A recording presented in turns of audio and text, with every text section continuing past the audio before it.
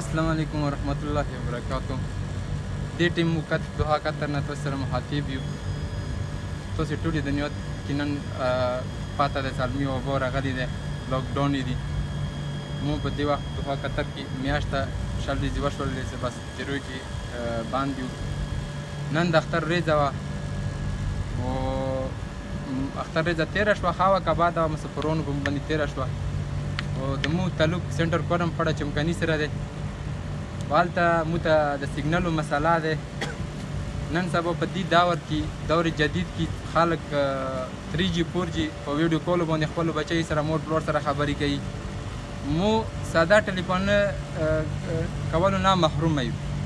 موږ سره دا ډېر زیاتی دی. ویلي چې مونږ د دغه پاکستان اساسا یو، مسافر یو، بهر ملک کې یو. مو مور پلار لرو، بچي لرو. په داسې ورځو کې مو خپلو مور پلار سره بچیو سره خبرې ونه شوللی.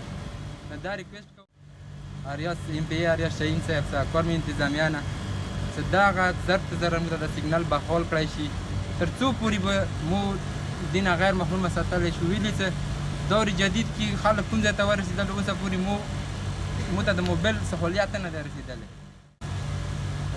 په 3G 4G سره به زه ټول په کورم سنټر کورم کې هر څه بحال کوم. تر نن ورځې 3G 4G خو پرېږده وه چې داسې هغه سیګنل هم بحال نه شو. نو موږ د هغه غاټ پر زور مطالبه کوو. او خاص کر د قطر مسافر چې کوم یو قطر نه چې توره مسافر یو، ویلي چې په هر ملک کې موږ د سنټر کورم ډېر غاټ تعداد سره مسافران یو. موږ ټول پر زور دا مطالبه کوو چې زر تر زره دا سیګنل بحال کړی شي.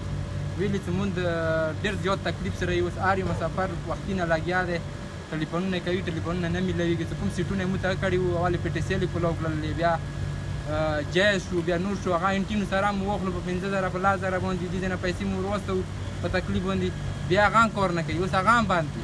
دا ډېر غټ زیاتی دی مو سره. موږ دا ریکویسټ کوو چې زر ته زره سیګنلو باندې غور وشي، دا د بحال کړی شي. السلام علیکم. اعوذ بالله من الشیطان الرجیم. بسم الله الرحمن الرحیم. السلام علیکم ورحمت الله وبرکاتو. زه د پړه چمکني جمل والد سره تعلق لرم او کومې خبرې مخکې ما به هېڅ وکړلې ابراهیم بھائی. بس دا خبره دی او تاسو ته پته دی چې مسافران ډېر په تکلیف کې دي او موږ د کورمې انتظامي نه دا مطالبه دی چې موږ تر زر او د نیټ ورک بحال کړي. ډېر سخت تکلیف دی او PTC کار نه کوي او یوکون کار نه کوي، جیز کار نه کوي. اخر موږ د پاکستان یوه حصه یو او بس ډېر سخت تکلیف دی. موږ ته پړه چمکني ته دا مو مطالبه دی چې موږ ته دا بحال کړي.